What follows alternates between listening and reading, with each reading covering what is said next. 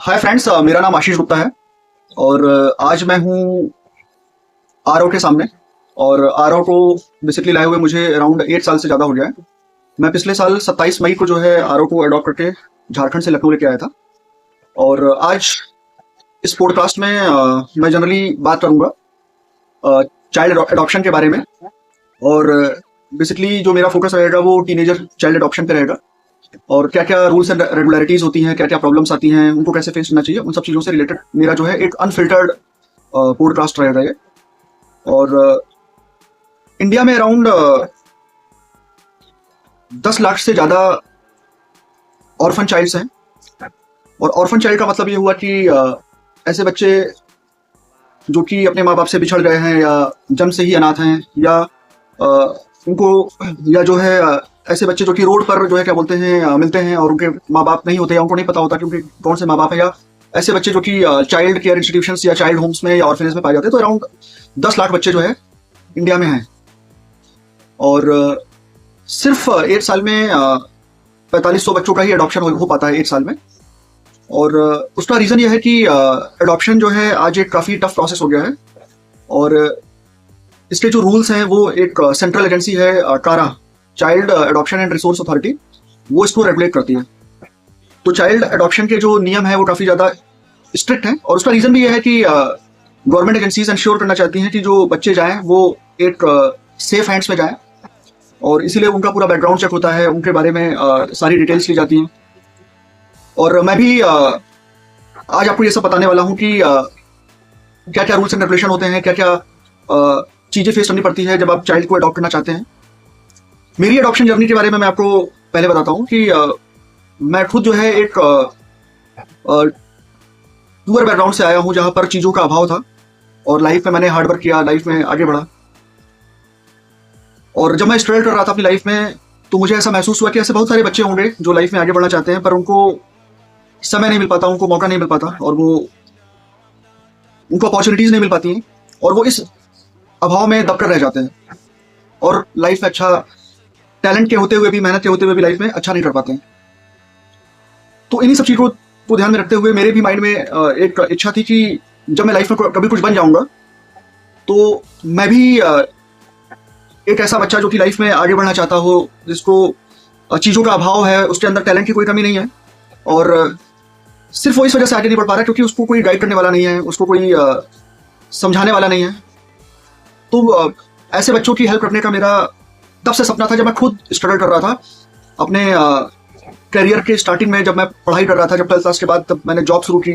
पढ़ाई पर ध्यान नहीं दे पाया और पैसे की वजह से मैंने अपने आप को पूरी तरह से जो है ट्यूशन पढ़ाने में या जो है पैसे कमाने में जो है पूरा का पूरा फोकस ड्यूरिंग माई स्टडीज़ जब मैंने कर दिया। तो मुझे ऐसा महसूस हुआ क्योंकि जब मैं पहली बार लखनऊ आया था तो मुझे ये चीज़ रियलाइज़ हुआ था कि लाइफ में मैं इतनी प्रॉब्लम फेस कर रहा हूँ और लाइफ में कभी मैं कुछ बन जाऊंगा तो मैं आने वाले टाइम पर लोगों की भी हेल्प करूंगा। ऐसे लोगों, ऐसे बच्चों की, ऐसे स्टूडेंट्स की हेल्प करूंगा जो लाइफ में कुछ आगे बढ़ना चाहते हैं, कुछ करना चाहते हैं, और जिनको सिर्फ इस वजह से वो रुके हुए हैं क्योंकि उनको कोई प्रॉपर सपोर्ट नहीं मिल पा रहा। तो इसी चीज़ को ध्यान में रखते हुए मैंने जो है 2013 में एक बार चाइल्ड अडॉप्शन का फॉर्म भरा था। और उस समय जो अडॉप्शन का प्रोसेस होता था वो बहुत ही सिंपल प्रोसेस था कि आपको जो है ऑनलाइन एक फॉर्म भरना है और उसके बाद फिर आपको सचिवालय जाकर 5th या 6th फ्लोर पे जो है, या 10th फ्लोर था, वहाँ पे फॉर्म को जमा करना है। और मैं वहाँ गया भी था। उसके बाद फिर जो वहाँ के DCPO थे या जो भी रिलेटेड ऑफिसर्स थे, उन्होंने मुझे एक जो चाइल्ड सेंटर था लखनऊ में या ऑर्फन सेंटर था लखनऊ में, वहाँ का एड्रेस उन्होंने दे दिया था मुझे। मतलब जो गवर्नमेंट ऑथराइज्ड जो सेंटर था वो मुझे जो है उन्होंने दे दिया था। और वो शायद क्या बोलते हैं शिशु गृह अलीगंज का उन्होंने मुझे दिया था। उसके बाद फिर जब मैं घर पे आया तो मेरी वाइफ ने शायद अपने पेरेंट्स को बताया होगा, फिर उन्होंने मेरे पेरेंट्स को बताया, तो सबको ये चीज़ें अच्छी नहीं लगी। और फिर मैं भी सोच में पड़ गया। और फिर उस समय फिर क्या बोलते हैं मैं उस प्रोसेस को आगे नहीं बढ़ा पाया।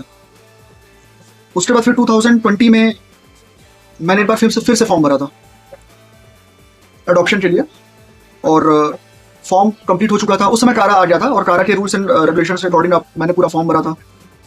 और फॉर्म भरने के बाद जो भी डॉक्यूमेंट्स वगैरह थे मैंने अपलोड किया था। मैं जो चाइल्ड अडॉप्शन एजेंसी की जो ऑफिसर थी उनका भी मेरे पास मतलब SMS डिटेल आता है, तो मैंने जो है वहाँ पे भी विजिट किया। उन्होंने फिर मुझे एक होम स्टडी रिपोर्ट का फॉर्म दिया और उसको मैं लेके आया, फिर उसको मैंने भर के पूरा रखा हुआ था। और फिर मुझे पता चला कि किसी ने फ़ोन करके उस एडॉप्शन को कैंसिल करवा दिया है, और उसका रीज़न उन्होंने दिया कि मेरा डिवोर्स नहीं क्लियर हुआ है। इस तरह से उन्होंने जो है मेरा रिजेक्ट करा दिया था। और जिस जो ऑफिसर थी उसने भी जो है क्या बोलते हैं बिना मुझसे बात किए हुए सिर्फ इसी बेसिस पे उसने रिजेक्ट कर दिया, क्योंकि उसको किसी ने कुछ ऐसा बताया था। तो उसके बाद फिर मैंने भी अपने आप को संतुष्ट कर लिया। मैंने मतलब मुझे ऑल्दो जो है क्या बोलते हैं बहुत ही बुरा लगा ये चीज़, बट मैंने फिर अपने आप को संतुष्ट कर लिया, क्योंकि लाइफ में मैं काफ़ी अकेला पड़ गया था। और मैं लखनऊ में काफ़ी सालों से अकेले रह रहा था, मुझे अराउंड 20 साल हो रहे थे अकेले रहते हुए, और मैं चाहता था कि घर में कोई हो। तो शादी करने का जो विचार था वहां पर मुझे प्रॉब्लम ये आ रही थी कि कोई भी फीमेल अगर मेरी लाइफ में आ रही थी तो मुझे ऐसा एक टाइम के बाद महसूस हो रहा था कि वो मेरे ऊपर हावी होने की कोशिश कर रही है, या उसके पेरेंट्स मेरे ऊपर हावी होने की कोशिश कर रहे हैं। और फिर मुझे ऐसा रियलाइज हुआ कि जो फीमेल है वो जो है सिर्फ मुझे परेशानी करेगी, वो मेरी लाइफ प्रॉब्लम को सॉल्व नहीं करेगी, मेरी प्रॉब्लम को सिर्फ बढ़ाएगी। तो मैंने सोचा कि पहले मैं एक एडॉप्शन कर लेता हूँ और उसके बाद फिर शादी के बारे में मैं सोचूंगा। तो मैंने फिर 2025 में पूरी तैयारी के साथ, पूरी मेहनत के साथ, और मुझे एक दो लोगों ने बोला भी कि हाँ ठीक है तुम करो एडॉप्शन, तो मैंने फिर से 2025 में फॉर्म भरा। और फॉर्म भरने के बाद जो है विद इन 1 मंथ जो है मेरा होम स्टडी रिपोर्ट कंप्लीट हो गया। और उसके बाद फिर मेरा जो फॉर्म है वो वेटिंग लिस्ट में आ गया। मतलब जब आपका होम स्टडी रिपोर्ट जो है अप्रूव हो जाता है तो आप वेटिंग लिस्ट में चले जाते हो, जहां पर आपको बच्चों को पाने के लिए 5 साल का वेट करना पड़ता है, क्योंकि आजकल जो कारा का जो वेटिंग प्रोसेस है वो काफी लंबा है। आपको जो बच्चे मिलेंगे वो जो है क्या बोलते हैं, अगर आप छोटे बच्चों को लोगे या अपने मनचाहे उम्र के बच्चों को लोगे तो उसमें 5 साल का वेटिंग पीरियड है। क्योंकि 2020 में जिसने फॉर्म भरा था मेरे टाइम पर, मैंने उस फॉर्म को भी फिर से जो है क्या बोलते हैं अपील की थी उस फॉर्म को फिर से ओपन करने के लिए, बट फिर वो नहीं हो पाया, क्योंकि एक बार जो है क्या बोलते हैं अगर आपका होम स्टडी रिपोर्ट जो है रिजेक्ट हो जाता है तो वो जो है लॉक हो जाता है, उसके बाद फ्रीज हो जाता है। उसके बाद फिर आप उस पैन कार्ड से दोबारा जो है अप्लाई नहीं कर सकते। तो मैंने इसके लिए जो स्टेट एडॉप्शन एजेंसी के ऑफिसर्स थे और जोनल एडॉप्शन एजेंसी के ऑफिसर्स थे या कारा के जो ऑफिसर्स थे, मैंने उनको इस चीज के बारे में मेल किया था कि मेरा without any reason, without any proper reason बताए हुए मेरा रिजेक्ट हो गया था, और इसको आप फिर से ओपन कीजिए। और जो भी रियलिटी थी, जो भी सच्चाई थी, वो चीजें जो है मैंने उनको बताई थी। तो उसके बाद फिर क्या हुआ कि 2025 में मैंने फिर से फॉर्म भरा, तो उन्होंने मुझे ये बोला कि आप जो है क्या बोलते हैं फ्रेश एप्लीकेशन अप्लाई कीजिए, और आपका जो है क्या बोलते हैं देखिए कि फ्रेश एप्लीकेशन उस पैन नंबर से लेता नहीं लेता। तो मैंने फ्रेश एप्लीकेशन के लिए अप्लाई किया था 2025 में, तो फ्रेश एप्लीकेशन वाला जो है अप्रूव हो गया था। उसके बाद फिर होम स्टडी रिपोर्ट मेरा जैसे ही अप्रूव हुआ, तो फिर मैंने होम स्टडी रिपोर्ट के लिए जो है क्या बोलते हैं मैंने फॉर्म उन्होंने मुझे मेल कर दिया था, तो फिर मैंने उसको भर के फिर मैं डायरेक्टली जो है क्या बोलते हैं डीएम ऑफिस में जाके मैंने उसको सबमिट कर दिया था। तो उसके बाद फिर मेरा जो होम स्टडी रिपोर्ट है वो मेरा अप्रूव हो गया था। और उसके बाद फिर जब मैं वेटिंग लिस्ट में आ गया, और वेटिंग लिस्ट में आने के बाद जो है मैं वही सोच रहा था कि अगर मैं मन चाहे एज के बच्चे को लूंगा या छोटे बच्चों को लूंगा तो मुझे 5 साल का वेट करना पड़ेगा, और फिर मैं 5 साल कैसे रहूंगा, मुझे प्रॉब्लम होगी 5 साल। तो फिर मैंने सोचा कि मतलब मैं कारा की वेबसाइट को चेक कर रहा था, तो मुझे और भी डिफरेंट डिफरेंट ऑप्शंस नजर आ रहे थे। तो उसमें एक ऑप्शन मुझे नजर आया इमीडिएट प्लेसमेंट का। तो इमीडिएट प्लेसमेंट वाला जब ऑप्शन मैंने सर्च किया तो मुझे ऐसा महसूस हुआ कि इमीडिएट प्लेसमेंट एक ऐसा ऑप्शन है जहां पर आपको तुरंत बच्चे मिल सकते हैं। तो मैंने इमीडिएट प्लेसमेंट का जो ऑप्शन है वो सिलेक्ट किया, और उसके बाद फिर उसमें मुझे मैंने सर्च किया कि अभी मुझे कौन कौन से बच्चे मिल सकते हैं। तो उसमें बहुत सारे बच्चों की लिस्ट आ रही थी, उसमें बहुत सारे बच्चे जो है ऐसे थे जो डिसेबल्ड थे, और छोटे बच्चे भी थे, उसमें छोटे बच्चे भी थे और पर वो भी डिसेबल्ड थे। जैसे किसी की कोई ब्लाइंड था, किसी का हाथ नहीं था, किसी का पैर नहीं था, या जो है क्या बोलते हैं जो छोटे बच्चे थे वो बाई बर्थ जो है उनको कोई कॉन्जेनिटल डिफेक्ट था। इस वजह से जो है क्या बोलते हैं वो बच्चे भी थे उसमें, मतलब छोटी कम उम्र के भी बच्चे थे, और हेल्दी बच्चों में बड़े बड़े बच्चे थे। जो सबसे छोटा बच्चा था वो मतलब 12 साल का बच्चा था, 12 साल से 17 साल के बच्चे थे वो जनरली, वो इमीडिएट प्लेसमेंट में अवेलेबल थे। और उनकी भी जो लिस्ट थी उसमें बहुत सारे फीमेल, मतलब उसमें बहुत सारे सिबलिंग्स भी थे, जिसमें मतलब भाई बहन थे, जिसमें या 2 भाई थे, ट्विंस भी थे, और बहुत सारे जो है क्या बोलते हैं। बट सिंगल बच्चों का जो ऑप्शन था वो बहुत ही लिमिटेड था, केवल 4-5 बच्चे ऐसे थे जो कि सिंगल थे और कैटेगरी उनकी हेल्दी थी। तो उसमें जो है 5 बच्चों का ऑप्शन था मेरे पास। एक बच्चा जो है पटना का था, और 2 बच्चे उड़ीसा के थे, जिसमें दोनों भाई बहन थे। एक बच्चा 12 साल का था और एक 17 साल का था, और एक जो है क्या बोलते हैं शायद आसाम साइड का था, और एक जो है क्या बोलते हैं वेस्ट बंगाल या गैंगटॉक साइड का था, और एक जो है क्या बोलते हैं झारखंड का, ये सोनू कुमार था जिसको मैंने अडॉप्ट किया है फाइनली। तो सारे बच्चों का मैंने चाइल्ड स्टडी, जब भी आप किसी भी इमीडिएट प्लेसमेंट में किसी भी बच्चे को आप सेलेक्ट करते हो तो आप उनका चाइल्ड स्टडी रिपोर्ट, और जिसको CSR बोलते हैं, और एक मेडिकल एग्जामिनेशन रिपोर्ट जिसको MER बोलते हैं, तो CSR और MER देखने का आपको उसमें ऑप्शन रहता है। तो CSR बेसिकली होता है कि बच्चा जब से वहां पर है उसका बिहेवियर कैसा रहा है, और उसका ऑब्जर्वेशनल जो स्टडी होती है हर 15 दिन पे होती है, उसकी काउंसलिंग होती है, उसका नेचर कैसा है, उसका कलर कैसा है, उसकी हाइट कितनी है, उसका वेट कितना है, हेल्दी है कि नहीं है, बाई बर्थ हेल्दी है कि नहीं है, कहाँ मिला था, एक ब्रीफ हिस्ट्री उसकी होती है।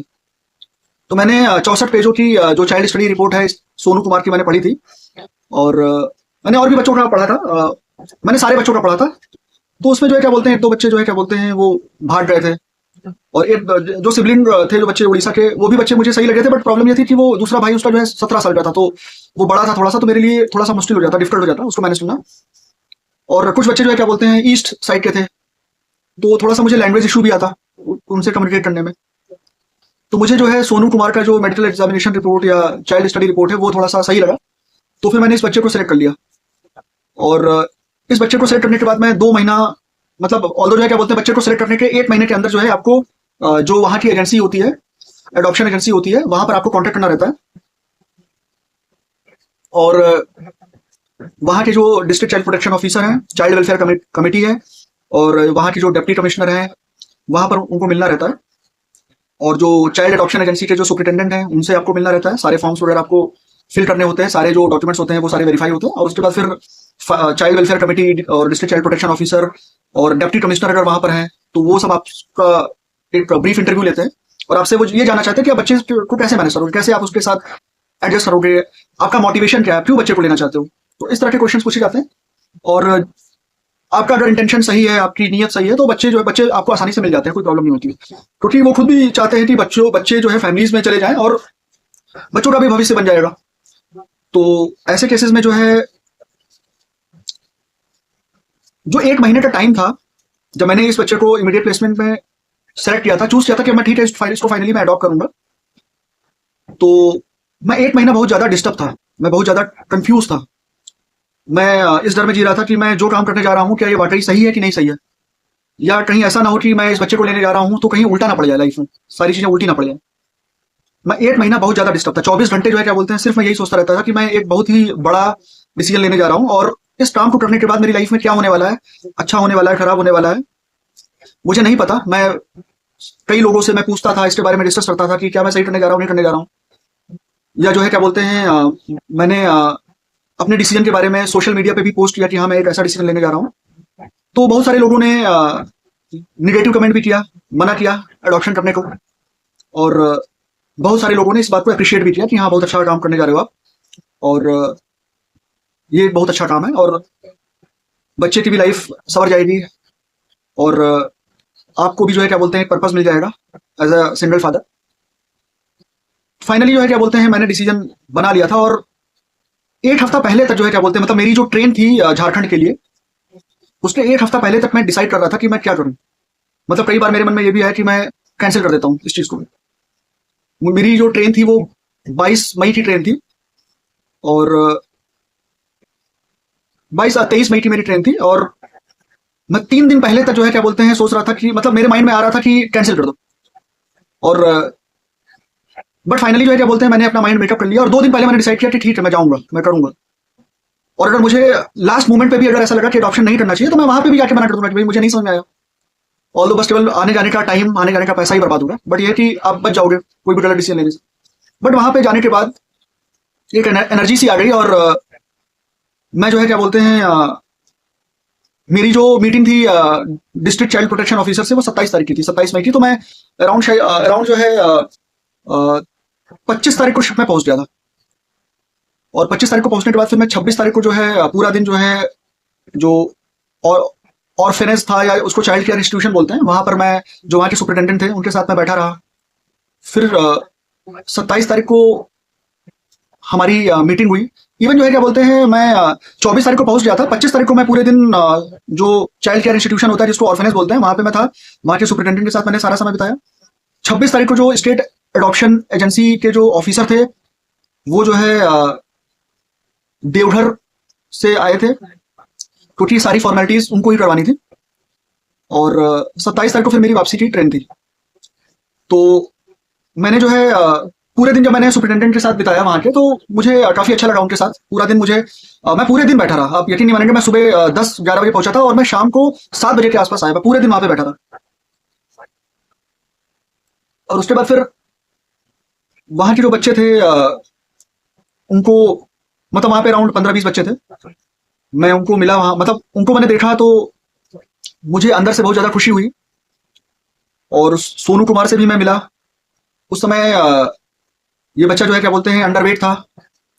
इसको माल न्यूट्रिशन था, 30 kg का इसका वेट था। और इसको टीबी वगैरह की बीमारी भी हो रही थी उस समय। ऑल्दो जो है क्या बोलते हैं, जैसे चाइल्ड स्टडी रिपोर्ट या मेडिकल एग्जामिनेशन रिपोर्ट जब आप देखते हो, तो उस समय की वो कंडीशन बताते हैं कि बच्चा हेल्दी है कि नहीं है, कोई उसको बर्थ डिफेक्ट तो नहीं है या कोई परमानेंट डिसेबिलिटी तो नहीं है। बट उसको जो है क्या बोलते हैं 7-8-9 महीने पहले जो है क्या बोलते हैं शायद खेलते समय चोट वगैरह लग रही थी। उसके बाद फिर इसके पैर में सीवियर इन्फेक्शन हो गया था और पैर जो है क्या बोलते हैं पूरा का पूरा इतना फूल गया था उसका एक पैर। और वो पैर जो है क्या बोलते हैं वो दूसरे पैर के कंपेरिजन में एकदम पतला हो गया था, एकदम पतला। बच्चा मतलब 2 कदम चलता भी था तो हाफने लगता था। उस समय की जो उसकी सिचुएशन थी। पर वहां पे जो इलाज वगैरह हो रहा था, तो उन्होंने बोला कि ऐसी क्या बोलते हैं कोई दिक्कत नहीं है, बस जो बच्चा है वो अंडरवेट है और जो है क्या बोलते हैं पैर में इन्फेक्शन है, वो धीरे धीरे ठीक हो जाएगा। तो मैं बड़ा डाउटफुल था इस चीज को लेकर। मैंने अपने घर पे भी जो है क्या बोलते हैं बच्चे का वीडियो और फोटो वगैरह मैंने वहां भेजा था, अपने मम्मी पापा के पास, अपनी सिस्टर के पास भेजा था। तो मम्मी को पता थी मेरी सिचुएशन की, मैं यहाँ पे अकेले रहता हूँ और मुझे एक सपोर्ट की जरूरत है। तो उन्होंने मेरे इंटेंशन को समझा कि हाँ बट ये जो मैं अडॉप्शन करने जा रहा हूँ, ये जो है क्या बोलते हैं इसका रीजन यही है कि मतलब मैं अकेले भी रहता हूँ और कोई बच्चा आ जाएगा तो साथ में रहेगा तो थोड़ा सा अच्छा फील होगा उसको। सिस्टर को भी मैंने दिखाया तो सिस्टर को तो लगा कि जो है क्या बोलते हैं ये तो बच्चा जो है क्या बोलते हैं बड़ा अजीब सा लग रहा है। मतलब बहुत ही देखने में थोड़ा सा जो है क्या बोलते हैं, एक्चुअली इसका जो पैर था जो है क्या बोलते हैं देखने में थोड़ा सा ऐसा लग रहा था जैसे डिसेबल्ड है एक तरह से, क्योंकि ये पैर काफी पतला था, खड़ा नहीं हो पा रहा था प्रॉपर। तो उन्होंने बोला कि क्या बोलते हैं टीबी की बीमारी, तो थोड़ा सा लोग डर गए। बट फिर भी मेरे माइंड में ये था कि मैं इसको अपने प्रॉपर केयर से, अपने प्रॉपर सपोर्ट से, अपने गाइडेंस में इसको मैं ठीक कर लूंगा। तो फिर फाइनली इसको मैं लेके आया, मैंने यहाँ पे इसका इलाज कराया और एक माइनर पैर में सर्जरी भी हुई फिर बाद में। बट ये है कि धीरे धीरे जो है क्या बोलते हैं बच्चा जो है ठीक हो गया। अराउंड 7-8 महीने 9 महीने में जो है क्या बोलते हैं बच्चा जो है क्या बोलते हैं प्रॉपर एकदम सही चलने लगा। तो और अब तो जो है क्या बोलते हैं एकदम प्रॉपर अच्छा हो गया है। इसका वेट भी अराउंड जो है क्या बोलते हैं 10-12 किलो इसका वेट भी बढ़ गया है। 10-12 किलो वेट भी इसका बढ़ गया, 12 किलो के आसपास। और अब बच्चा जो है क्या बोलते हैं हेल्दी है और एनर्जेटिक फील करता है।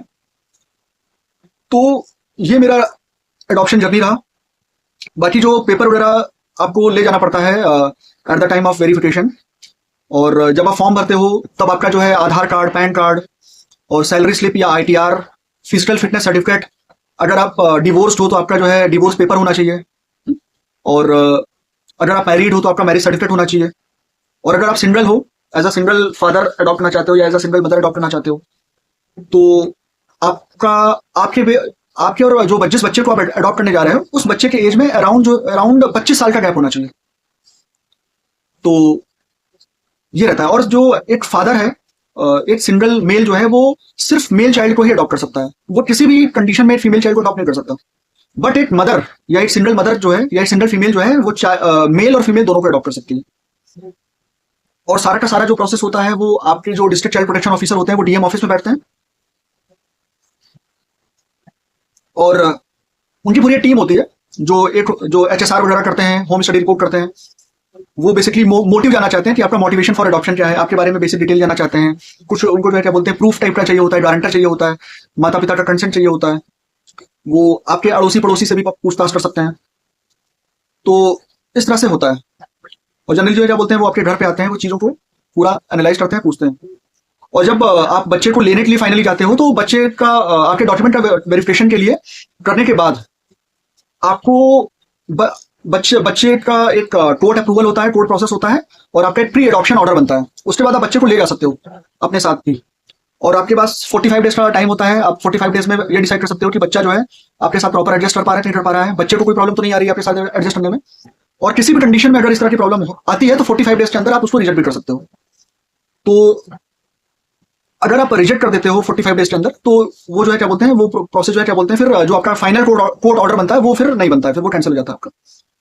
तो ये जो है क्या बोलते हैं फॉस्टर केयर होता है। फॉस्टर केयर एक और इसमें एक प्रोसेस होता है कि अगर आप बच्चे को परमानेंटली अडॉप्ट नहीं करना चाहते हो, तो फॉस्टर केयर एक टर्म होता है जिसमें आप 2 साल के लिए बच्चे को आप अपना होम स्टडी रिपोर्ट अप्रूव करा के 2 साल के लिए बच्चे को अपने साथ रख सकते हो। और 2 साल के बाद अगर लगता है कि बच्चा जो है आपके साथ एडजस्ट कर लिया है, बच्चा भी आपके साथ एडजस्ट कर लिया है, तो फिर फाइनल आप ऑर्डर जो है क्या बोलते हैं कोर्ट से अप्रूव करा सकते हो। तो ये भी एक कंडीशन होता है। बट मेरे केस में ये हुआ था कि मेरा जो प्री एडॉप्शन फॉस्टर केयर था, मैंने उसमें हाँ बोल दिया था कि हाँ जो है क्या बोलते हैं ठीक है, बच्चा एडजस्ट कर ले रहा है। और उसके बाद फिर मेरा जो है जो वहाँ के जो डिस्ट्रिक्ट चाइल्ड प्रोटेक्शन ऑफिसर होते हैं वो भी बच्चे से बात करते हैं। उसके बाद फिर दोनों के कंसेंट से जो है क्या बोलते हैं फिर फाइनल ऑर्डर जो है क्या बोलते हैं आपका अप्रूव हो जाता है।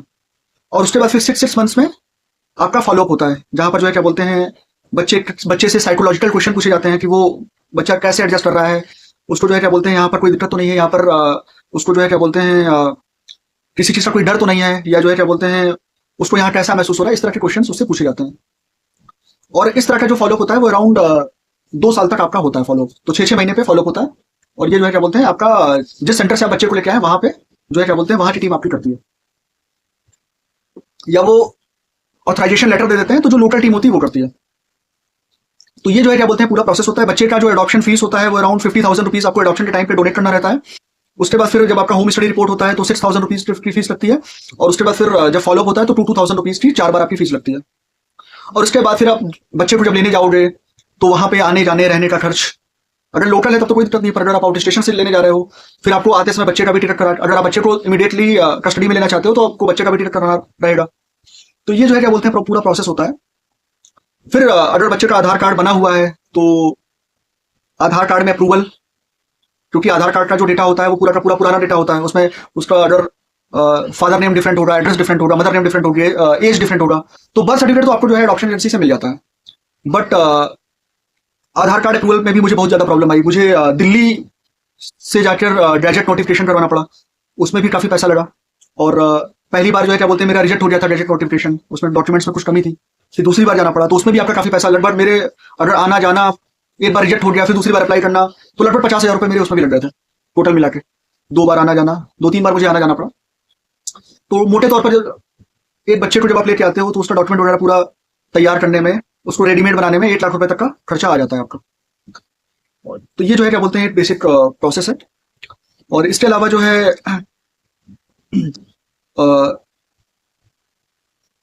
एक सिंगल मदर मेल फीमेल या सिबलिंग्स सबको जो है क्या बोलते हैं अडॉप्ट कर सकती है। पर मेल जो फादर होगा वो सिर्फ जो है क्या बोलते हैं एक मेल चाइल्ड को ही अडॉप्ट कर सकता है अंडर एनी सर्कमस्टेंसेस। किसी भी हालत में उसको फीमेल चाइल्ड नहीं मिलेगी। और अब हम लोग बात करते हैं टीनेज एडॉप्शन की। बहुत सारे पेरेंट्स जो हैं वो छोटे बच्चों को अडॉप्ट करना चाहते हैं। मुझसे भी लोगों ने बोला कि छोटे बच्चे को अडॉप्ट करो, पर मेरे पास 2 प्रॉब्लम थी। पहला प्रॉब्लम तो ये कि अगर मैं छोटे बच्चे को अडॉप्ट कर लूंगा तो उसकी परवरिश मेरे लिए डिफिकल्ट है, क्योंकि मैं एक सिंगल फादर हूँ, मुझे सब कुछ अकेले मैनेज करना है। मेरा तो अभी जो 90% जो वर्क होता है वो वर्क फ्रॉम होम हो जाता है। मुझे जब फील्ड विजिट में जाना रहता है तभी जो है क्या बोलते हैं मैं अपॉइंटमेंट लेकर ही फील्ड विजिट में जाता हूँ। तो आप ये जानो कि मेरा 80% वर्क फ्रॉम होम रहता है, 20% मुझे फील्ड में जाना रहता है।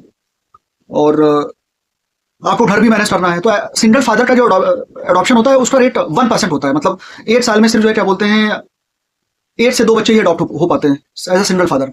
तो ज्यादातर जो अडॉप्शन होता है वो एज अ कपल अडॉप्शन होता है, या तो मेल फीमेल मदर अडॉप्ट करती है। बट सिंगल फादर का एडॉप्शन जहां पर कोई भी नहीं है, जहां पर एक सिंगल फादर ही है केवल, तो ऐसे एडॉप्शन सिर्फ 1 या 2 ही होते हैं साल भर में।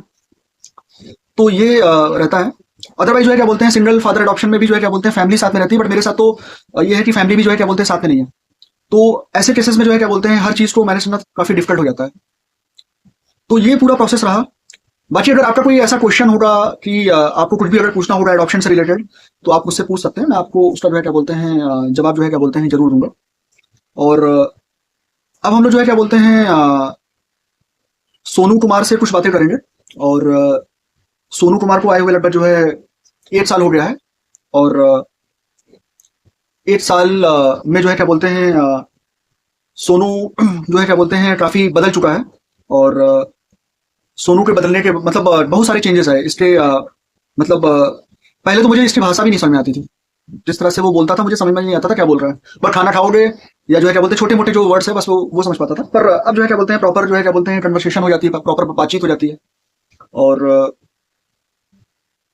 अब जो है क्या बोलते हैं ये यहाँ के माहौल में एडजस्ट हो गया है और यहाँ पर दोस्त दोस्त फ्रेंड्स बनाने की कोशिश कर रहा है कॉलोनी में। और बहुत ही भयंकर चेंजेस आए हैं इसके अंदर पिछले 1 सालों में। इसका माइंडसेट जो है वो चेंज हो रहा है, पूरा का पूरा जो है बदलाव होने लगा है। अब ये सपने देखने लगा है, अब ये सपने देखता है कि इसको लाइफ में आगे बढ़ना है और लाइफ में कुछ अच्छा करना चाहता है, लाइफ में कुछ चाहता है कि समाज में इसका भी नाम हो और एक अच्छा इंसान बने। तो आज हम सोनू से कुछ बातें करेंगे।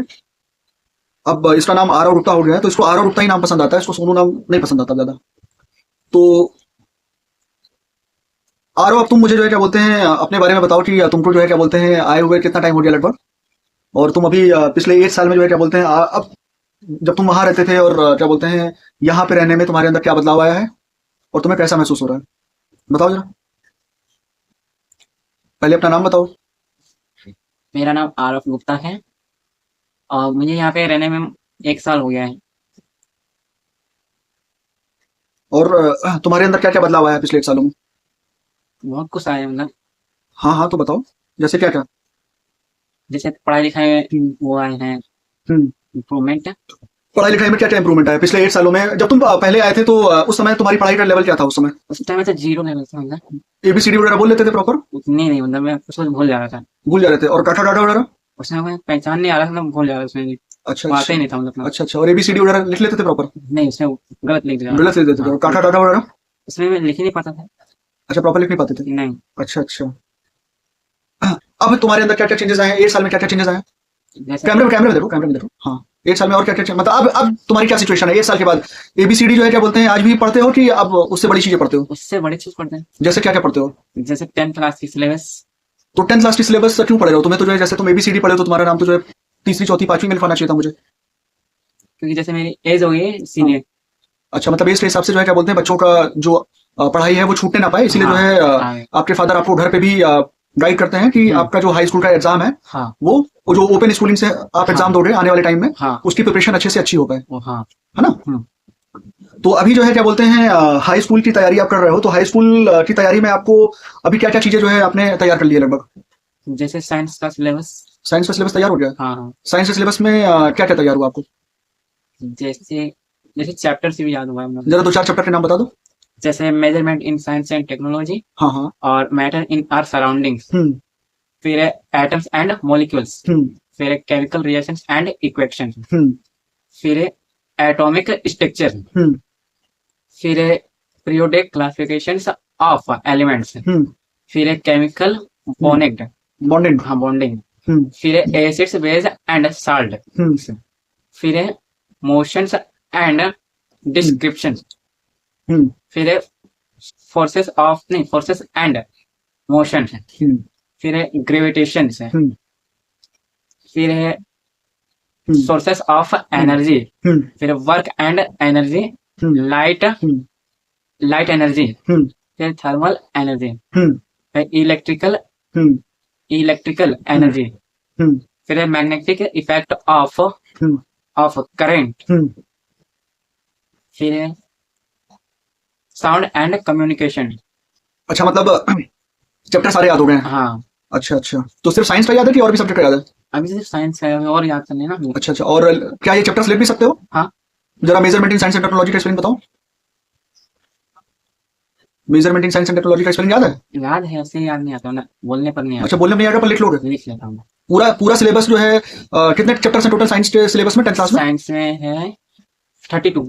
32 चैप्टर्स हैं? हाँ, तो 32 चैप्टर्स पूरा लिख सकते हो? हाँ, उसमें कुछ बोल रहा हूँ ना। अच्छा लिखा हो अच्छा। रहा है। ओके। अच्छा, तुम्हारे मोरल वैल्यूज क्या क्या हैं जो तुम्हें अपनी लाइफ में याद रखने हैं, जो मैंने तुम्हें बताया है मोरल वैल्यूज तुम्हारे कौन कौन से हैं? अच्छा, हाँ। पहला है वो हमेशा सच बोलना। नहीं, हमेशा सच बोलूंगा। और दूसरा है हम्म मैं सभी का सम्मान करूंगा। हम्म मैं अपनी जिम्मेदारी निभाऊंगा। हम्म फिर हाँ, मैं मेहनत और अनुशासन से आगे बढ़ूंगा। हम्म फिर उसके बाद में मैं दूसरों का भावनाओं हम्म को समझूंगा। हम्म फिर मैं खुद का सम्मान करूंगा। हम्म फिर है मैं अपनी गलतियों से सीखूंगा। नहीं। हो गया 8। हाँ। तो ये इसके मोरल वैल्यूज हैं जो इसको लाइफ टाइम याद रखना है। मैंने इसको समझाया है कि इंसान पढ़ाई लिखाई से ज्यादा इंपॉर्टेंट है कि पहले वो एक अच्छा इंसान बन पाए, वो अपने उसके जो भी बेसिक वैल्यूज हैं पहले उसको समझे वो। इसलिए मैंने इसको मोरल वैल्यूज बताए हैं, और इन मोरल वैल्यूज को मैंने इसके रूम में लगा भी दिया है, ताकि कभी अगर कोई गलत काम करने वाला हो या कोई भी अगर इसके मन में कोई गलत ख्याल आए तो उन मोरल वैल्यूज को फिर से एक बार पढ़ लेगा, क्योंकि वही उसको किसी भी मुसीबत में फंसने से बचाएगा, यही वैल्यूज। अब जो है क्या बोलते हैं, आरव गुप्ता आज 8 साल में वो इंसान बन चुका है जो कि बहुत ही बदला हुआ इंसान है। जो ये 8 साल पहले था और जो ये आज है उसमें बहुत अंतर है, बहुत ज्यादा अंतर है। शायद जो है क्या बोलते हैं, जो इसके साथ नहीं रहा है या जो इसको नहीं जानता है उनको ये चीज महसूस ना हो पाए, पर मैं क्योंकि 24 घंटे इसके साथ रहा हूं, मैंने इसको कभी भी अकेले नहीं छोड़ा। मैं इसको जहां भी ले गया, मैं हर जगह इसको अपने साथ ले गया। तो मैं इसको अच्छे से जानता हूं कि इसके अंदर बदलाव हुए हैं, बहुत ही भयंकर बदलाव हुए हैं। और 8 साल में अगर आप किसी बच्चे को लेके आते हो और 8 साल के अंदर उसके अंदर भयंकर बदलाव होते हैं, एक बच्चा जो कि ABCD नहीं बोल पा रहा था, आज हाई स्कूल का सिलेबस जो है लिख लेता है। आने वाले अगले साल जो है क्या बोलते हैं, वो उस सिलेबस से रिलेटेड क्वेश्चंस को सॉल्व करने लगेगा। उसके अगले साल में 5 सब्जेक्ट होते हैं, 5 सब्जेक्ट के सिलेबस जो है क्या बोलते हैं सॉल्व करने लगेगा। तो अगले 5 साल के अंदर जो है ये हाई स्कूल एक अच्छे नंबर से पास होकर बताया दिखाएगा। ये वही रूटीन पढ़ाई है जिसको आप जो है क्या बोलते हैं, स्कूल में जब वो बच्चा जाता है, स्कूल में उन बच्चों को ये कवर अप नहीं कर पाएगा, क्योंकि स्कूल में इस एज के बच्चे उनकी पढ़ाई का लेवल हाई हो जाता है। तो इसको होम स्टडी देना बहुत ही ज्यादा इंपॉर्टेंट है मेरे लिए, क्योंकि अगर 14 साल का बच्चा अगर जो है क्या बोलते हैं स्कूल में जाके ABCD पढ़ेगा तो वो खुद भी जो है क्या बोलते हैं उसको शर्म महसूस होगी, बच्चे हंसेंगे, टीचर फ्रस्ट्रेट होगा। इन सब चीजों को ध्यान में रखते हुए मैंने इसका 99% फोकस होम स्टडी पर रखा हुआ है। और इसीलिए आज सिर्फ इसी चीज का नतीजा है कि 8 साल के अंदर आज ये हाई स्कूल के लेवल पर पहुंच चुका है। क्या तुम अपना इंट्रोडक्शन दे सकते हो इंग्लिश में? इंग्लिश में हाँ सब कुछ बोलो। बोलो, जो भी बोल पा रहे हो बोलो। सुना रहा हूँ। इसमें कैमरे में देख के बोलो। हाँ। Hi friends, my name is Arav Gupta. Hmm, In the last video, I had introduced myself. Today, I am going to tell you about my father and my goals in life. Hmm, My father name is Sri Ashir Gupta. He is a very nice man, boy, but he prepares food for me. Hmm, For me, he is a good cook. Hmm, He is trying to give me a good so that I can hmm. a so तो मतलब इस तरह से जो है क्या बोलते हैं, बच्चा जो है पिछले 8 साल में जहां पे ABCD नहीं बोल पा रहा था, प्रॉपर बोल भी नहीं पा रहा था, बट आज जो है क्या बोलते हैं आज अपना इंट्रोडक्शन इंग्लिश में देने की कोशिश कर रहा है। साइंस का सिलेबस वो जो उसने बोला है वो लिख भी लेता है वो। और उस सिलेबस में क्या क्या चीजें हैं, क्या उसके बारे में बता सकते हो कि जैसे साइंस का पहला चैप्टर है उसमें किस चीज के बारे में है? अभी तो वो भी जो है क्या बोलते हैं अब आने वाले समय पे तैयार करेगा वो। तो बच्चे के अंदर एक चीज में बहुत ज्यादा चेंजेस आए हैं। इसके अलावा जो है इसके पर्सनल हाइजीन में बहुत अच्छा चेंज आया है। साफ सफाई में जो है क्या बोलते हैं अब अच्छा हो गया है, डेली ब्रश करता है, डेली नहाता है, अच्छे से अपने आप को अच्छा कपड़ा पहनता है। तो ये इसके अंदर चेंजेस आए हैं। और इसके अलावा जो है पहले जो है क्या बोलते हैं बच्चे को अकेलापन ज्यादा महसूस होता था, पर अब धीरे धीरे अब बच्चे को डेली जो है क्या बोलते हैं मैं खेलने के लिए भी भेजता हूँ शाम को, ताकि उसका जो सोशल बॉन्डिंग हो वो भी थोड़ा सा बने, उसके कुछ अच्छे दोस्त बने कॉलोनी में। हमारी गेटेड कॉलोनी है तो बहुत ज्यादा ऐसी कोई दिक्कत नहीं आती है। बाकी मंदिर भी है, प्ले ग्राउंड भी हैं, दोस्त भी हैं, तो अब ये इसके दोस्त भी अब बन रहे हैं धीरे धीरे। और धीरे धीरे इसके अंदर चेंजेस आ रहे हैं। अब क्योंकि हम दोनों अकेले रहते हैं तो अकेलापन मुझे भी महसूस होता है, अकेलापन इसे भी महसूस होता है। और टीनेजर बच्चे जब आते हैं आपके घर में तो उनके साथ बॉन्डिंग बनाने में मुश्किल होता है, क्योंकि फैमिलीज नहीं होती हैं। एज अ सिंगल फादर बहुत सारी प्रॉब्लम्स आती हैं। आपको सब कुछ अकेले मैनेज करना है, बच्चे के बिहेवियर को मैनेज करना है, घर देखना है, खाना देखना है, काम देखना है, तो प्रॉब्लम्स आती हैं। और बॉन्डिंग बनने में समय लगता है। अगर आपकी नीयत अच्छी है तो बॉन्डिंग भी बन जाएगी एक दिन। हो सकता है 2 साल 4 साल में बॉन्डिंग बनेगी, पर बनेगी जरूर। तो अगर आपको ऐसा लगता है कि बॉन्डिंग नहीं बन पाएगी तो मैं इस चीज को नहीं मानता। आने वाले टाइम पर वो बॉन्डिंग बनेगी। आज से 1 महीना पहले, आज से जब वो आया था शुरुआत के पहले महीने में, और आज जो वो महसूस करता है उसको कहीं ना कहीं ऐसा महसूस होने लगा है कि हाँ फादर है, या जो है मुझे इनके बारे में अच्छा सोचना है, मुझे इनके लिए अच्छा करना है। तो इस तरह के विचार आने लगते हैं बच्चों के मन में। अगर आपकी नीयत अच्छी है, आप खुद उसके साथ कुछ बुरा नहीं कर रहे हो अगर, तो वो भी आपके बारे में अच्छा धीरे धीरे सोचने लगता है। अब जो है क्या बोलते हैं मैं बच्चे से कुछ छोटे छोटे क्वेश्चंस पूछूंगा, तो वो जो है क्या बोलते हैं देखिए उसके मन में, ताकि जो है क्या बोलते हैं वो अपने बारे में और बता पाए। आजकल तुमको सबसे ज्यादा मजा किस चीज में आता है? मतलब सबसे अच्छी चीज क्या लगती है आजकल? इसलिए अब जो है क्या बोलते हैं यहाँ पे सबसे अच्छा क्या लगता है तुम्हें? यहाँ पे मतलब फ्रेंड्स अच्छे लगते हैं अभी, हाँ, और मतलब उन लोगों के साथ बैडमिंटन अच्छा लगता है मुझे। अच्छा अच्छा, ओके। और तुम्हें हिंदी पढ़ मतलब जैसे जो सब्जेक्ट तुम पढ़ाई करते हो, तो उसमें तुम्हें कौन सा सब्जेक्ट सबसे ज्यादा पसंद आता है? अभी हाँ, अभी तो थोड़ा हिंदी आ रहा है, क्योंकि हिंदी। हिंदी पढ़ लिया है, इसीलिए हिंदी आ रहा है। अब हिंदी समझ में आने लगा है? हाँ अब देखिए ये हिंदी वगैरह भी पढ़ लेता है, इंग्लिश भी थोड़ा बहुत पढ़ने की कोशिश करता है। तुम्हें बैडमिंटन पसंद है? हाँ, बहुत ज्यादा। अच्छा अच्छा। और खाली टाइम पे क्या करते हो? खाली टाइम पर जैसे कुछ काम कर लेता, जो काम है वो। तो आरओ जो है क्या बोलते हैं मुझे बहुत ज्यादा सपोर्ट करता है। ये जो है क्या बोलते हैं घर की साफ सफाई में मेरा पूरा सपोर्ट करता है। हम लोगों ने ऊपर एक गार्डन बनाया है, उस गार्डन का पूरा जिम्मेदारी इसने लिया हुआ है, पूरा करता है अपनी मर्जी से। जो है क्या बोलते हैं जहाँ पे भी गंदगी है वहां पे साफ सुथरा कर देता है, बिस्तर वगैरह ठीक कर देता है अच्छे से, घर के कामों में सारी हेल्प करता है। जहाँ पे भी जो है कमी है, बाइक साफ कर देता है, कार साफ कर देता है, तो हर तरह से मुझे सपोर्ट करता है। तो इसके आने से जो है मुझे ऐसा लगता है कि घर में जो है क्या बोलते हैं 1 से 2 लोग हो गए हैं, तो मेरी लाइफ आसान हो गई है पहले से। पहले सब कुछ मुझे अकेले करना पड़ता था, घर गंदा रहता था। और सब्जी वगैरह भी अब काट लेता है, किचन में भी थोड़ा बहुत हेल्प कर लेता है, धीरे धीरे खाना वाना बनाना भी सीख जाएगा ये। तो ये एक प्योरली इंडिपेंडेंट इंसान बन जाएगा आने वाले टाइम पर। अगर तुमको पूरे दिन की छुट्टी मिल जाए, अगर तुमको ये बोला जाए कि तुम्हें आज के दिन जो है क्या बोलते हैं पूरे दिन मौज मस्ती करनी है, आराम करना है, तो सबसे तुम क्या क्या काम करोगे उस दिन? उस दिन जो काम रहे वो कर लूंगी, जैसे छत का काम हो नहीं नहीं, मौज मस्ती अगर करनी हो सिर्फ, तो क्या करोगे? गया, मौज मस्ती। तो कौन कौन सा काम करोगे? बहुत सी- अच्छा ठीक है, और क्या करोगे? चलो ठीक है, मौज मस्ती नहीं करोगे तो क्या करोगे? याद नहीं आ रहा अच्छा ठीक है। सब। तुम्हारा फेवरेट खाना कौन सा है? मेरा फेवरेट है वही पूरी सब्जी है। अच्छा, पूरी सब्जी।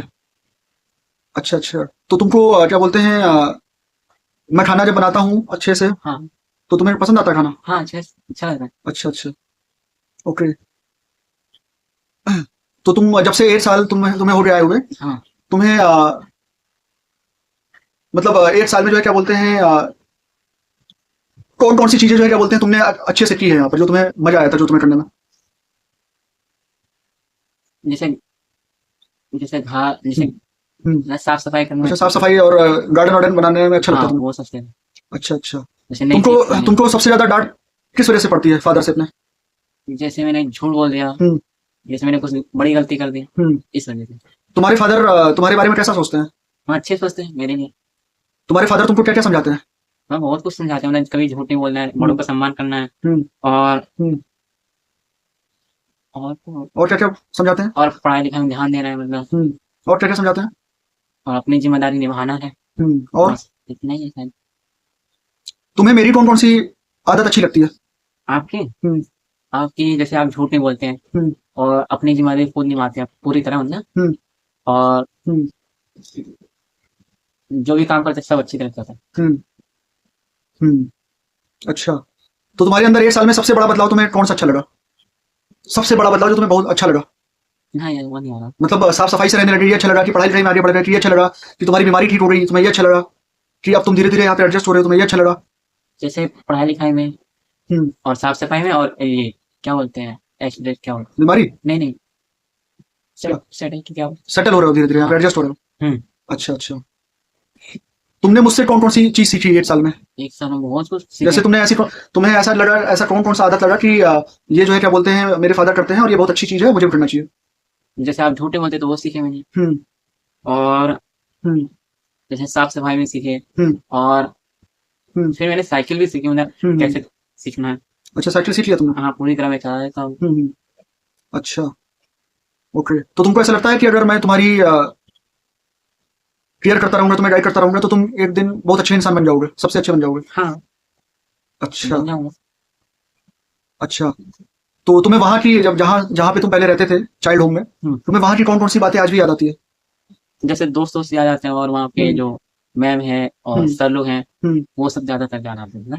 अच्छा, तुम जब से लखनऊ में आए हो, लखनऊ भी गए, अयोध्या भी गए, बहुत सारे लोगों से तुम मुलाकात भी की है, तुम्हें ऐसा कौन लगा कि तुम्हारी लाइफ में सबसे इम्पोर्टेंट इंसान कौन है? इम्पोर्टेंस मतलब सबसे इम्पोर्टेंट इंसान कौन है? तुम्हारे बारे में सबसे अच्छा सोचता है, या जो तुम्हारे बारे में ख्याल रखता है, वो कौन है सबसे पहले नंबर पे? सबसे पहले नंबर में आप आएंगे, दूसरे नंबर पे? दूसरे नंबर में शायद दादी आएंगे। ठीक है। नहीं, और दादी भी ध्यान रखती है अच्छी तरह से, और दादा भी। अच्छा, मतलब मैं, दादी और दादा। हाँ, जैसे मेरी तबीयत खराब हुई थी तो दादाजी दवाई दी थी। अच्छा अच्छा अच्छा अच्छा। जैसे कभी भूख लगती तो दादी ला के दे देती है दुकान हाँ हाँ। पे। अच्छा अच्छा। ओके। अच्छा, मुझे तुम्हारी कौन सी बात पे बहुत ज्यादा गुस्सा आता है? जैसे झूठ बोलना। अच्छा। ओके। हम्म। अच्छा, तो जैसे मान लो अगर तुम कभी वापस जाओ वहां पर, चाइल्ड होम वापस जाओ, हाँ, तो वहां के बच्चों को एक बड़ी सलाह क्या दोगे? मतलब अगर तुमने यहाँ पे ऐसी कौन सी चीज सीखी है जो तुम वहां के बच्चों को बताओगे कि हाँ, ये चीज करना चाहिए? पढ़ाई लिखाई। अच्छा। पढ़ाई लिखाई जरूरी है बहुत ज्यादा। हम्म। यहाँ पे जो दोस्त हैं और वहां के जो दोस्त हैं उनमें क्या अंतर है? उसमें अंतर, जैसे यहाँ के जो सोसाइटी के जो दो मेरे दोस्त हैं, वो थोड़े अलग है, मतलब वो पढ़ लिखने में थोड़ा अच्छे हैं। हाँ हाँ। और स्कूल भी जाते हैं, अच्छे स्कूल में जाते हैं। और जो वहाँ के दोस्त थे मेरे, वहाँ भी थोड़ा अलग है, जैसे पढ़ नहीं लिख पाते हैं और स्कूल नहीं जाते हैं, और अच्छे से बोलते भी नहीं, मतलब वैसा। अच्छा अच्छा अच्छा। यहाँ के जो दोस्त हैं तो रहन सहन में ठीक है, वो अच्छी तरह से बोलते हैं, जो सही से बोलते हैं सोसाइटी जैसे। हम्म हम्म हम्म। अच्छा। ओके। हम्म। अच्छा। और हम्म। तो अगर आप किसी भी टीनेजर बच्चे को अडॉप्ट करना चाहते हैं, तो आप ये मत समझिएगा कि रातों रात सब कुछ अच्छा हो जाएगा। बच्चे के साथ एडजस्ट करने में उसको काफी ध्यान देना पड़ता है, काफी ऑब्जर्व करना पड़ता है। आपको हर समय उस बच्चे का ख्याल होना चाहिए। आपकी नीयत उस बच्चे के लिए अच्छी होनी चाहिए कि आप उसको एक अच्छा इंसान बनाना चाहते हैं। तभी जो है क्या बोलते हैं, आप उसको गाइड कर पाएंगे, उसको हैंडल कर पाएंगे। अदरवाइज हैंडल करना बहुत टफ हो जाता है। और मैंने ऐसे केसेस देखे हैं जहां पर पेरेंट्स जो है बच्चों को मतलब टीनेजर एडॉप्शन में पेरेंट्स जो है हैंडल नहीं कर पाते उसको, और ऐसे केसेस में एडॉप्शन फेल हो जाता है। तो बच्चे को अडॉप्ट करने के लिए पहली बात तो जो है क्या बोलते हैं, आपके अंदर वो मैच्योरिटी होनी चाहिए। और आपको जो है क्या बोलते हैं, एक काउंसलर की भी हेल्प लेनी पड़ेगी कि आपके साथ आपको बच्चे को ये प्रॉब्लम आ रही है, कैसे हैंडल करें। तो मैंने ये सारी चीजें की है, मैंने पूरी स्टडी की है। मैंने इस बच्चे को संभालने के लिए मैंने सारी काउंसलर की भी हेल्प ली। मैंने अपनी जो भी प्रॉब्लम्स थी, इस बच्चे को जो प्रॉब्लम्स थी, वो सारी चीजें मैंने खुद समझी, उस पर स्टडी किया। तब जो है क्या बोलते हैं, इस बच्चे को आज मैं हैंडल कर पा रहा हूँ। मेरी नीयत इस बच्चे के लिए सही है। अगर मेरी नीयत इस बच्चे के लिए नहीं सही होती, तो कभी ना कभी वो चीजें पता ही चल जाती है। उस बच्चे को महसूस हो जाता है कि ये इंसान मेरे बारे में अच्छा नहीं सोचता है। और जब जिस दिन उसको ये महसूस हो गया कि इंसान मेरे बारे में अच्छा नहीं सोचता है या मुझे नुकसान पहुंचाना चाहता है, तो वो बच्चा जो है क्या बोलते हैं, आपको सही इंसान नहीं मानेगा, और मौका पड़ते मिलते ही जो है क्या बोलते हैं, वो जो है क्या बोलते हैं, आपसे दूर हो जाएगा। तो किसी भी बच्चे को जब आप अडॉप्ट करते हैं, तो आपको बहुत सारी चीजें ध्यान में रखनी पड़ती है। बच्चे को अडॉप्ट करने के बाद, एक टीनेजर को अडॉप्ट करने के बाद आपको फायदा बहुत होगा। वो बच्चा आपका हेल्पिंग सपोर्ट बनेगा, बहुत ही कम समय में बन जाएगा। सिर्फ साल 2 साल 3 साल आपको उसको अच्छे से गाइड करना है। उसकी जो प्रोग्रामिंग है, माइंड की जो प्रोग्रामिंग है, वो सही करना है। बच्चे के जो डीएनए है, बच्चे के जो सेल्स है, वो आपको अपने डायरेक्शन में अलाइन करना है। जैसा आप सोचते हो वैसा वो भी सोचने लगे, उसकी नीयत अच्छी हो जाए, उसकी सोच अच्छी हो जाए, उसका बिहेवियर अच्छा हो जाए, उसको एक सही संस्कार, सही शिक्षा मिले। फिर आप देखिए, वो बच्चा आपको इतना सपोर्ट करेगा जो आपका खुद का बच्चा आपको सपोर्ट नहीं कर पाएगा। तो ये मेरे माइंड में आ रहा था कि इस बच्चे के साथ मैं एक पॉडकास्ट करूं। और इसीलिए जो है क्या बोलते हैं, आज बच्चे को बैठाकर 1 साल बाद मैंने जो है क्या बोलते हैं, इसका एक बेसिक जो है क्या बोलते हैं, इससे मैंने क्वेश्चंस पूछे। और जहां तक मुझे महसूस होता है कि बच्चे को हैंडल करने में प्रॉब्लम्स आती है, कई बार बहुत गुस्सा भी आता है, कई बार आप दुखी हो जाते हो, दिक्कत आती है, बट हैंडल तो करना ही पड़ेगा। आप हैंडल करोगे, धीरे धीरे वो बच्चा समझ जाएगा आपको कि हाँ, आपके फादर को इस चीज को करने में बुरा लगता है, ऐसा नहीं करना चाहिए, मुझे उनके बारे में सोचना चाहिए। आप भी बच्चे के साथ फिर धीरे धीरे इमोशनली अटैच हो जाते हो। जब बच्चा आपका सपोर्ट करता है हर चीज में, आपकी हर छोटी छोटी जरूरतों का ख्याल रखता है, तो आप भी उसके साथ इमोशनली अटैच हो जाते हो। और जब आप धीरे धीरे इमोशनल अटैचमेंट आपको होने लगता है, तो फिर वो अंतर नहीं रह जाता कि ये टीनेजर बच्चा वो आपका खुद का बच्चा है या एक एजेंसी से है, क्योंकि वो बच्चा पूरी तरह से आपका हो चुका होता है उस समय तक। तो बच्चा, टीनेजर बच्चों को हैंडल करना जो है एक टेढ़ी खीर जैसी है। बट अगर आपके अंदर गट्स हैं, तो आप उस बच्चे को हैंडल कर ले जाओगे। तो आप ये जान लो कि वो बच्चा जो है क्या बोलते हैं, गुलाब के फूल से भी ज्यादा महक आपको देगा। ये मेरा अपना पर्सनल एक्सपीरियंस है 1 साल का। तो इस तरह से जो है क्या बोलते हैं, आज का मेरा पॉडकास्ट खत्म होता है। तो दोस्तों, मिलते हैं फिर किसी नए वीडियो में। तब तक के लिए bye bye, take care, bye bye.